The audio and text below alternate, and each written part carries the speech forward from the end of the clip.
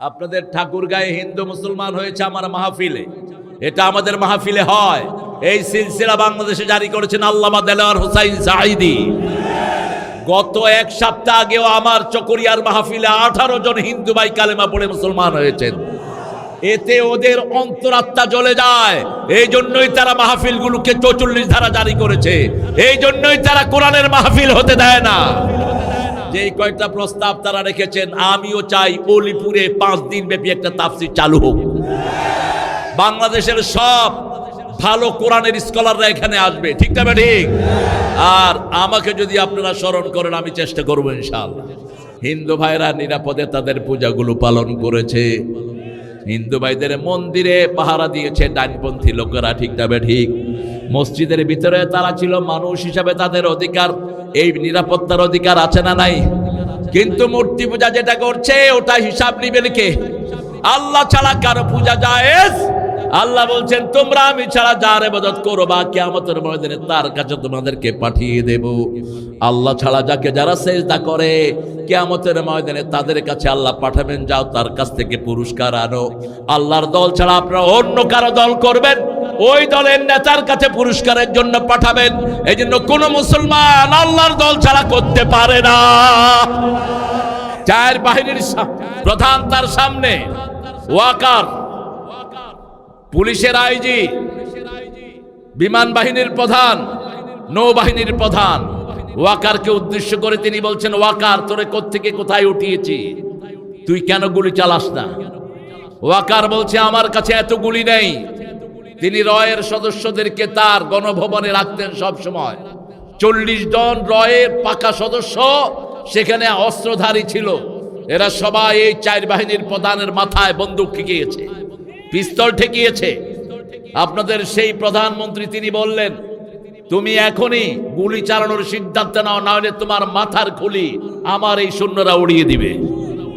আপনারা দেখেছেন, তিনি ইন্টারনেটে সব ফাঁস করেছেন। তিনি বলছেন, ম্যাডাম আমার খুলি উড়ে গেলেও আপনারটাও থাকবে না।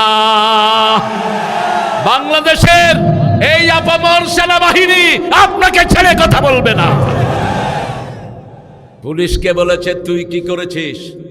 বলছে ম্যাডাম একজনকে গুলি করি 100 জন বুকের বুতাম খুলে দেয়। আমার কাছে এত বন্দুক নেই, আমি এদেরকে প্রতিহত করব। বিমান বাহিনীর প্রধানকে বলছে তুমি কি দেখেছো? কয় যেদিকে তাকাই শুধু মানুষ আর মানুষ, শুধু সাইদ আর সাইদ, শুধু নির্যাতিত মানুষের ছবি, ঠিক না ঠিক? সব একই কথা। এদিক থেকে ওনার ছেলে ওখান থেকে ফোন করে বলছে, তো আমার বাপ আমার মা তোরে কি দেয়নি, তুই গুলি কর। বলছে আপনি মাথা ঠান্ডা করেন, একটু পরেই আপনার মাকে এসে ছিঁড়ে বিড়ে খেয়ে ফেলবে।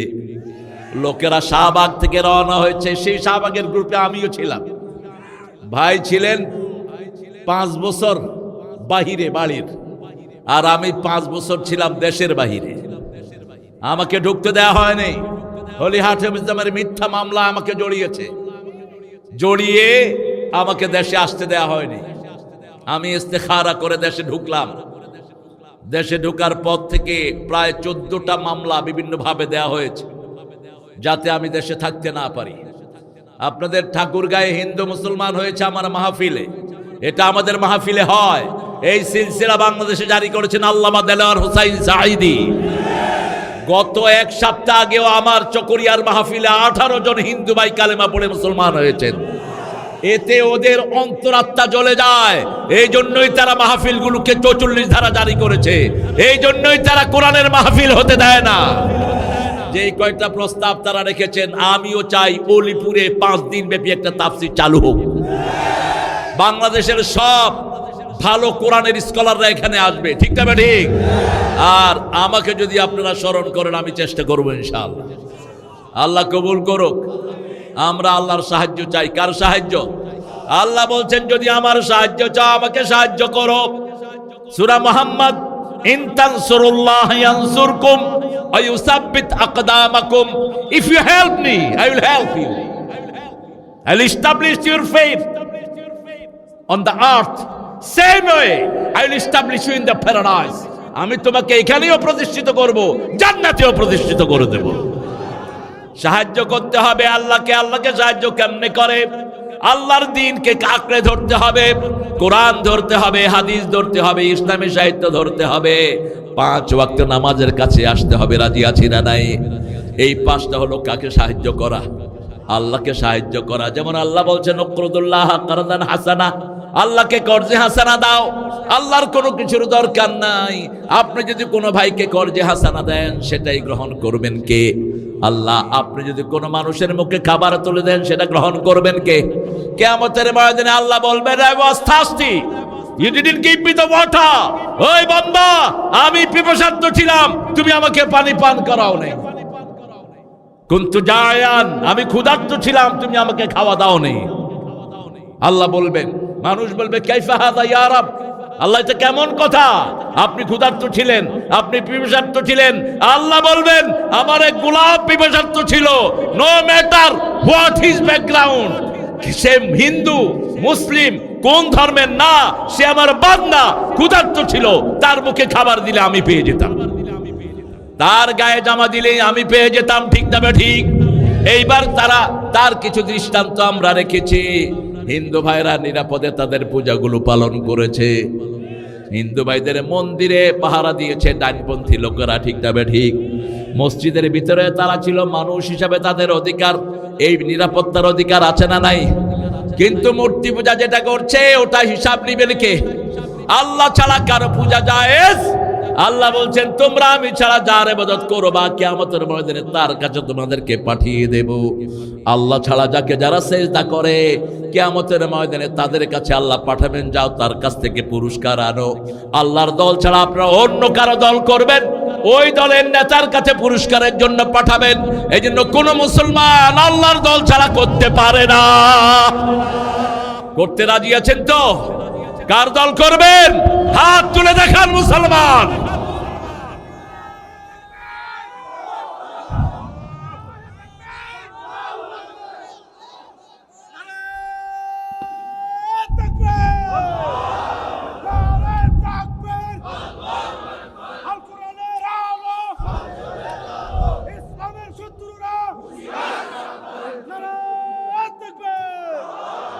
এখানে শত্রু পাইলা, এখানে কইবা দুনিয়ার মুসলিম এক হও।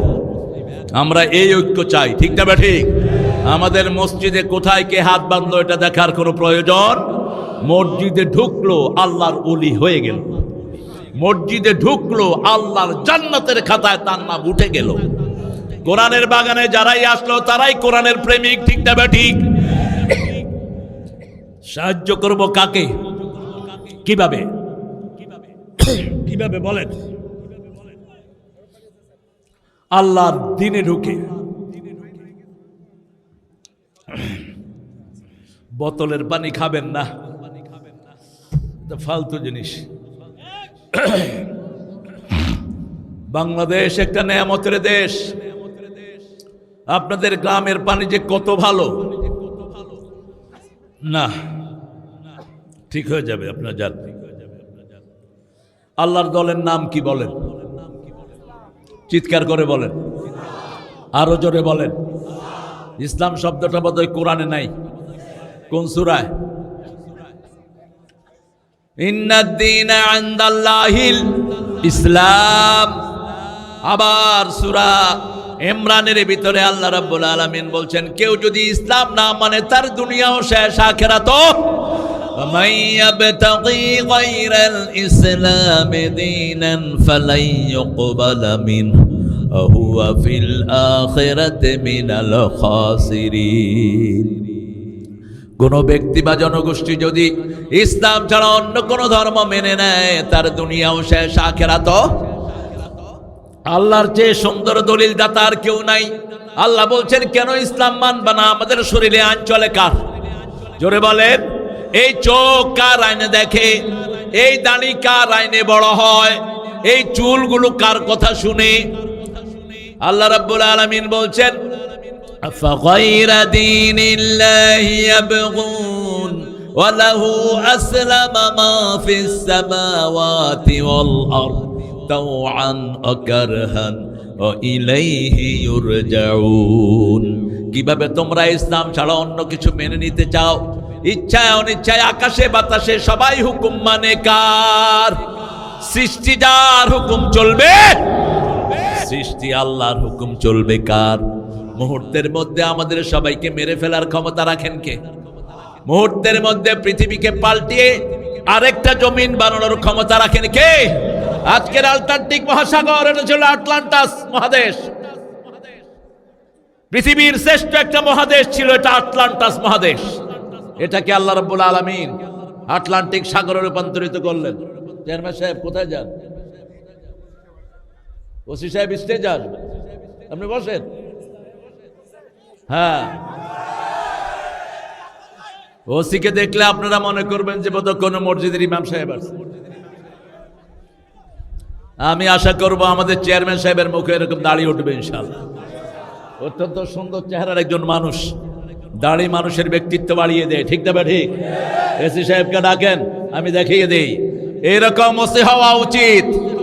চোর ছেচর আমরা ওসি চাই না, ঠিক না ঠিক? একটা ওসি একটা থানাকে সুন্দর করে দিতে পারে। আর বাংলাদেশের পুলিশের মতো দক্ষ পুলিশ পৃথিবীর কোন দেশে নাই। এরা চোখ দেখে চোর চিনে। কি দেখে?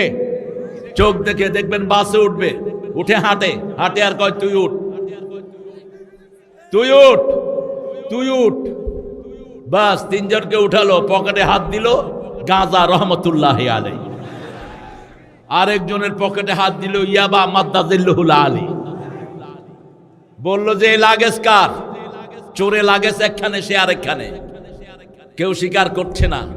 কয় তুই হবে লাগেজের মালিক, উঠ। লাগেজ খোল। খুলে দেখে যে ফেন্সি ডিল, সেটার ভিতরে ভরপুর। এই ট্যালেন্টেড পুলিশকে আল্লাহ হেফাজত করুক। 1000 পুলিশ বৈষম্য বিরোধী আন্দোলনে প্রাণ দিয়েছে। ডক্টর ইউনূস সাহেব এই পুলিশের পরিবারের খবর নেন। এদের দোষ নাই, এদেরকে ওই সন্ত্রাসী ব্যবহার করেছে, ঠিক কিনা? এরা নিরীহ। এরা কি নিরীহ? এখন যেমন আমাদের পাশে এসে এরা দাঁড়াচ্ছে, তখনও আইনের কারণে ওদের পাশেই তাদের দাঁড়াতে হতো। তাদের কোনো চয়েস ছিল না। এই জন্য পুলিশকে সবসময় বন্ধু ভাববো, আমরা দুশ্মন ভাববো না। আল্লাহ তাদের সব অপূর্ণাঙ্গতাকে রহমত দিয়ে মালামাল করে দিন। আমরা এক আল্লাহর দল করব। কার দল? এক আল্লাহর দল। আল্লাহ বলছেন আমি ইসলাম দিয়ে সন্তুষ্ট হয়েছি, তোমরা যদি আমার উপর সন্তুষ্ট হয়ে যাও আমি তোমাদেরকে জান্নাত দান করে দেব। রাসূল সাল্লাল্লাহু আলাইহি ওয়াসাল্লাম বলছেন প্রতিদিন সকালে একটা দোয়া যে করবে, আল্লাহ নিজে তার জন্য জান্নাতকে বরাদ্দ করে রাখবেন। দোয়াটা পড়েন, রাদিতু, পড়েন, রাদিতু বিল্লাহি রাব্বান ওয়া বিল ইসলামি দীনান ওয়া বিমুহাম্মাদিন সাল্লাল্লাহু আলাইহি ওয়াসাল্লাম নবিয়্যান ওয়া রাসূলা। আমরা আল্লাহকে রব পেয়ে খুশি না বেজার? আরো জোরে চিৎকার করে বলেন, আল্লাহ আমার রব, যিনি দিলেন সব, তিনি হলেন রব। তিনি কি রব? সেই রব থাকেন কোথায়? কোথায় থাকেন? আরশের উপরে। আরশের উপরে। সেই রবের ক্ষমতা সবখানে আছে না নাই? সেই রবের আইন মানার জন্য 5 ওয়াক্ত নামাজ পড়তে রাজি আছেন তো? বাংলাদেশের মানুষ 5 ওয়াক্ত নামাজ পড়ে, তবে প্রত্যেক দিন না, সপ্তাহে একদিন। রমজান মাসে খুব নামাজি হয়, সিজনাল নামাজি। 5 রকমের নামাজি বাংলাদেশে। কয় রকম? ডেইলি, উইকলি, ইয়ারলি, ইলেকশনিক, অকেশনালিস্ট। ইলেকশন আছে, কিন্তু নেতা দেখবেন অজু থাক আর না থাক, আল্লাহু আকবার, নামাজের খাড়ায় এদিকে তাকায় এদিকে তাকায়। কর্মীরা জিজ্ঞেস করে নেতা অজু করেছেন নাকি? কয় মুখ ধুয়ে আইছি। আবার ইলেকশন শেষ, নামাজও শেষ। এমন নেতা আমরা পেয়েছি, নামাজের কথাও বলতে পারে না। নেতাকে বলা হয়েছে, ঘোষণা দেন আগামী দিন ঈদের জামাত অনুষ্ঠিত হইবে। নেতা দাঁড়িয়ে বলে আগামী দিন সকাল বেলায় ঈদের জানাজা অনুষ্ঠিত হইবে। কারণ নেতার মনে তো নামাজ নাই, নামাজের চিন্তাও নাই। এজন্য এমন দলের সাথে থাকবো যারা নামাজকে ভালোবাসে, যারা নিজেরা নামাজি অন্যকেও নামাজের দাওয়াত দেয়, ঠিক তবে ঠিক। কারণ আমরা কেউ জাহান্নামে যেতে চাই না। চান নাকি? চান জাহান্নামে যেতে? দেখি কে কে চান, হাত তুলে দেখান। হায়, আসলে ভুলে যদি হাত তুলি মাফ করে দিবেন কে? আল্লাহ মাফ করে দিবেন। আল্লাহ ভুলটা নেন না, আল্লাহ হৃদয়েরটা নেন। কোনটা নেন? বাহিরেরটা তিনি নেন না। কোনটা নেন? কেউ যেটা দেখে না সেটা দেখেন কে? কেউ যেটা দেয় না সেটা দেন কে? কেউ যেটা শুনে না সেটা শুনেন কে? অলিপুরে এত, আরে আসছে, বসেন জলিল ভাই, দেরি করলেন কেন? হ্যাঁ, এই কেমন লাগে কর? এই কোন মাদ্রাসার প্রিন্সিপাল কর? আমি উলিপুর থানার প্রিন্সিপাল। আলহামদুলিল্লাহ, আল্লাহ আমার ভাইকে, সমস্ত ওসি ভাইদেরকে আল্লাহ ইসলামের জন্য কবুল করুক। অতীতের সব গ্লানি যেন আমরা ভুলে যেতে পারি। এই সমস্ত সুন্দর চেহারা থেকে আল্লাহ তাদেরকে ইসলামের শ্রেষ্ঠ সৈনিক বানিয়ে দিক। এই বাহিনী গঠন করেছেন কে? আল্লাহ গঠন করেছে। তোমরা যে কত ভালো মানুষ। আরেকটা কয় শেখ হাসিনা, আল্লাহ তোরা হেদায়েত করুক। আমি গাইবান্ধাতে এক ছেলেকে জিজ্ঞেস করলাম আমাদের নবীর নাম কি? কয় হোসেন মোহাম্মদ এরশাদ। বললাম বাবা তুমি কোথায় পড়ো? বলছে ব্র্যাকের স্কুলে পড়ি। তো ব্র্যাকের স্কুলে পড়লে তো হোসেন মোহাম্মদ এরশাদ কে চিনবে? আর নবীকে চিনার তো কোনো উপায় নাই। কোন ব্র্যাকের স্কুলে পড়বো না, পড়বো কোরআনের মাদ্রাসায়। আজকে স্কুলগুলোকে ধ্বংস করে দেওয়া হয়েছে গত 17 বছরে। এমন কোন প্রতিষ্ঠান বাংলাদেশের নাই যেটাকে ধ্বংস করে দেওয়া হয়নি, ঠিক না ঠিক? আমার পুলিশ ভাইদেরকেও ধ্বংস করে দেওয়া হয়েছে, ঠিক না ঠিক? এই জন্য পুলিশ ভাইয়েরা এখন রিকনস্ট্রাকশন করছেন, তিনারা গোছাচ্ছেন তিনাদের সবগুলো সেক্টরকে, এবং প্রত্যেক ডিপার্টমেন্টেই ভালো ভালো দেশপ্রেমিক, দক্ষ এবং অনেস্ট অফিসারদেরকে বসানো হয়েছে। এদেরকে সাহায্য করা আমাদের নৈতিক দায়িত্ব। আল্লাহ বুঝার তৌফিক দান করেন। আমরা আল্লাহর দ্বীনের সাথে কোনো কম্প্রোমাইজ করব না। আল্লাহ বলছেন যারা আমার দ্বীন পেয়ে সন্তুষ্ট, আমাকে রব পেয়ে সন্তুষ্ট, আমার নবীকে নবী পেয়ে সন্তুষ্ট, আমি তাদের জন্য জান্নাত বরাদ্দ করে দেব। আমরা বললাম আল্লাহ কেন? আল্লাহ বলছেন সূরা মায়েদার 3 নম্বর আয়াত, আল-ইয়াউমা আকমালতু লাকুম দীনাকুম ওয়া আতমামতু আলাইকুম নি'মাতি ওয়া রাদিতু লাকুমুল ইসলাম দীনা। আজকের দিনে আমি তোমাদের জন্য, তোমাদের দিন আজকের দিনে আমি পরিপূর্ণ করে দিলাম। আমি আজকের দিনে আমার নিয়ামত তোমাদের জন্য পরিপূর্ণ করে দিলাম। আর আমি আল্লাহ খুশি হয়েছি। রাদিতু লাকুমুল ইসলাম দীনা, তোমাদেরকে ইসলাম দিয়ে আমি সন্তুষ্ট। আপনারা সন্তুষ্ট না বেজার? আপনারা খুশি হয়েছেন না বেজার? আল্লাহর দ্বীনকে পেয়ে খুশি না বেজার? একটু চিৎকার করে বলেন আলহামদুলিল্লাহ। কত সুন্দর সুন্দর প্রিয় মানুষেরা আজকে এখানে হাজির হয়েছেন। এখানে হাজির হয়েছেন আমাদের প্রিয় ওলামা হযরত, আমার উস্তাদ সমতুল্য অনেক ওলামা হযরত এখানে আছেন, অনেক প্রিয় স্যাররা আছেন, অনেক ডিগনিফাইড লোকেরা আছেন, বিভিন্ন পেশায় জড়িত ভাই বোনেরা আছেন, হিন্দু সম্প্রদায়ের ভাই বোনেরা আছেন। এই ঐক্যকে সবচেয়ে বেশি ভালোবাসেন কে? আপনারা যেমন এসেছেন, আমার মায়েরাও এসেছে, কিন্তু পর্দার কোনো ব্যত্যয় নাই। মায়েরা মায়ের জায়গায়, ছেলেরা ছেলের জায়গায়। এই সিনারি পছন্দ করেন কে? আর যদি আমার মেয়েরা আপনাদের পুরুষের সাথে একসাথে হয়ে বসতো, আপনারা মাহফিল শুনতে পারতেন না। এই জন্য আপনার মেয়েকে আপনি জায়গা করে দেন, সেজন্য পর্দা করতে পারে। যেই পিতা মেয়ের পর্দা পছন্দ করে না, ওই পিতা জাহান্নামী। খবরদার, অনেক পিতার মেয়েরা পর্দা করতে চায়, পিতা বলে তোর পর্দার বয়স হয়নি। কত বছর বয়স হলে পর্দার বয়স হয় বলেন? কত বছর? 5 বছর। 5 বছরের ইয়াসমিন ধর্ষিতা হয়েছে আপনাদের রংপুরে। 5 বছরের ইয়াসমিনকে স্টেশনে ধর্ষণ করেছে ওই সময়ের এক কুখ্যাত পুলিশ অফিসার। তাহলে আপনি 5 বছরের মেয়েকে কার হাতে দিয়ে দিবেন? রাসূল সাল্লাল্লাহু আলাইহি ওয়াসাল্লাম বলছেন মেয়েরা পর্দা, মেয়েরা হলো আওরা, মেয়েদের সমস্ত কিছুই হলো পর্দাশীলা। মেয়েদেরকে যত ঢেকে রাখবেন এদের জ্ঞান বাড়বে, এদের মেধা বাড়বে, এরা আল্লাহর জান্নাতি মানুষ হয়ে যাবে। আফগানিস্তান এখন কি অবস্থা বলেন তো? পৃথিবীর 3 নম্বর পজিশনে ইকোনমিক্যালি। তাদেরকে জিজ্ঞেস করা হলো how did you overcome your economical system? আপনাদের সিস্টেমটা আপনারা এইভাবে ওভারকাম করলেন কিভাবে? তারা বলছে আমরা 3টা কাজ করে দিছি। ক্ষমতায় বসিয়েছি লা ইলাহা মুহাম্মাদুর। 2 নাম্বার আমরা চুরি বন্ধ করে দিয়েছি। বাংলাদেশ শেষ করেছে চোরেরা, ঠিক না ঠিক? এমন কোন সেক্টর নাই যে সেক্টরে চুরি করা হয় নাই। সবচেয়ে মারাত্মকভাবে ক্ষতিগ্রস্ত করে দেয়া হয়েছে আমাদের প্রশাসনকে, মারাত্মকভাবে ক্ষতিগ্রস্ত করা হয়েছে স্বাস্থ্য সেবাকে। ওনার কাজের পোলাও 400 কোটি টাকার মালিক। কোত্থেকে এসেছে এই টাকা?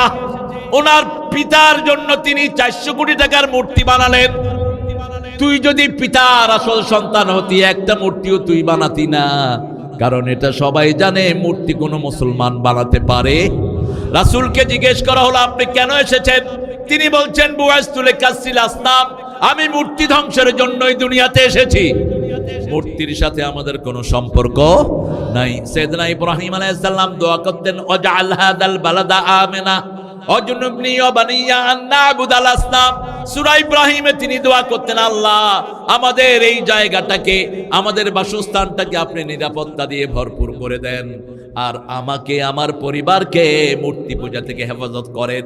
মূর্তি যারা বানায় কিয়ামতের ময়দানে আল্লাহ তাদেরকে মূর্তির কাছে পাঠিয়ে দিবেন, যাও তোমার পুরস্কার মূর্তি থেকে আনো।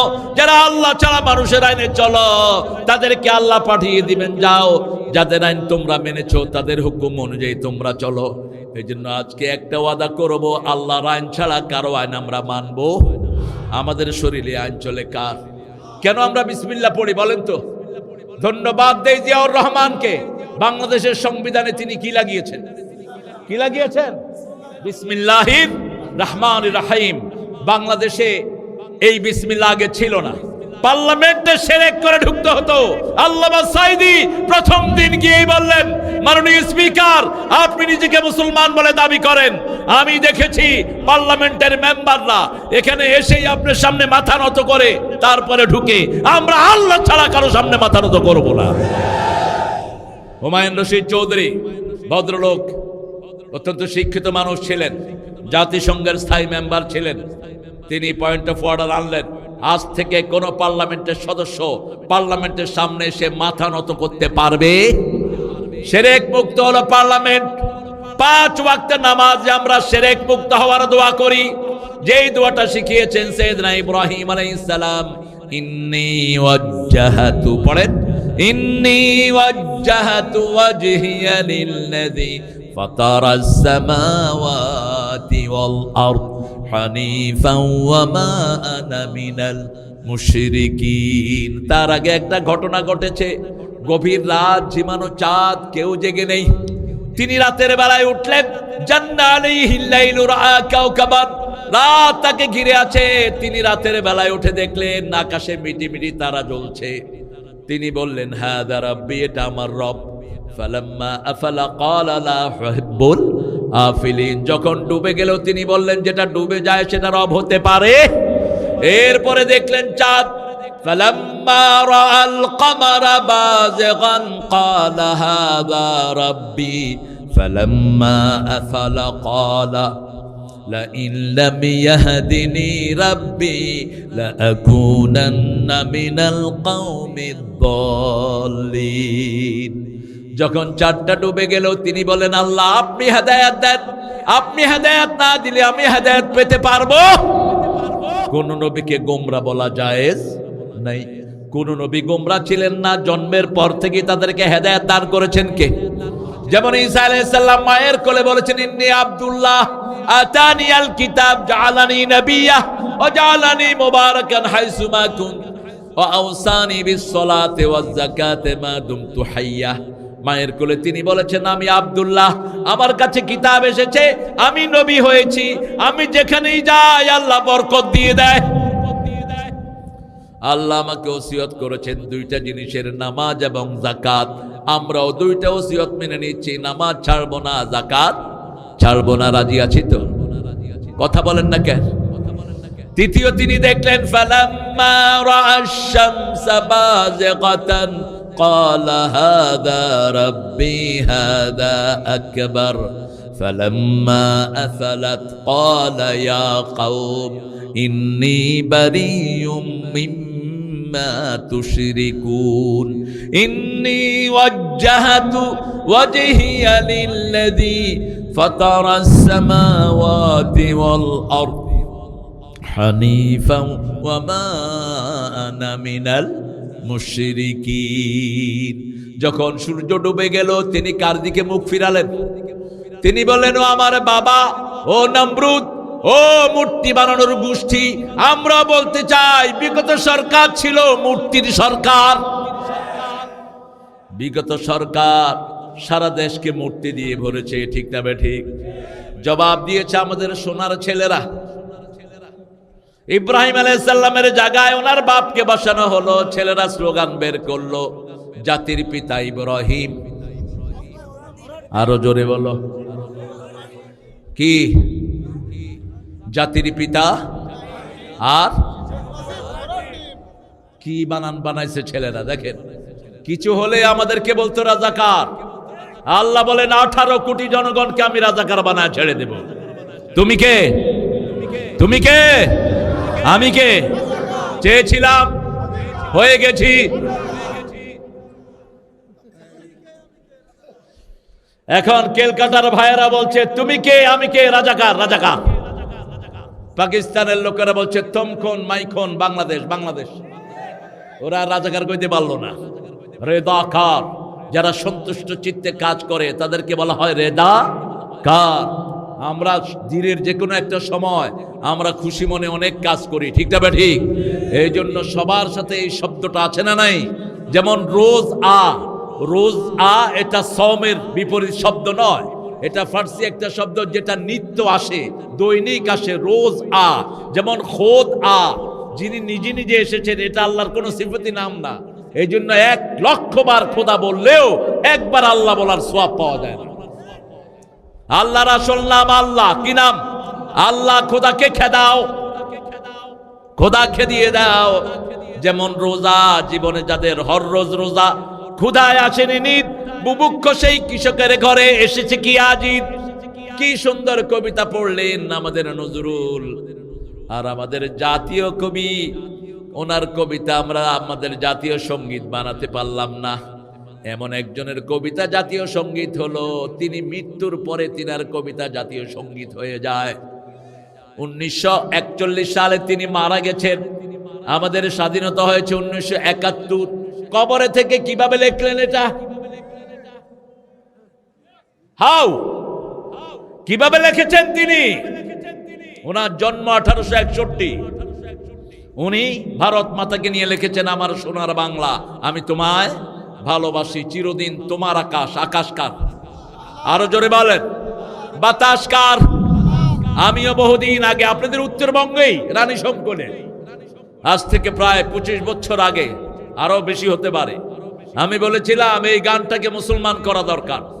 আমার মাবুদ আল্লাহ, আমি তোমায় ভালোবাসি, চিরদিন তোমার আকাশ।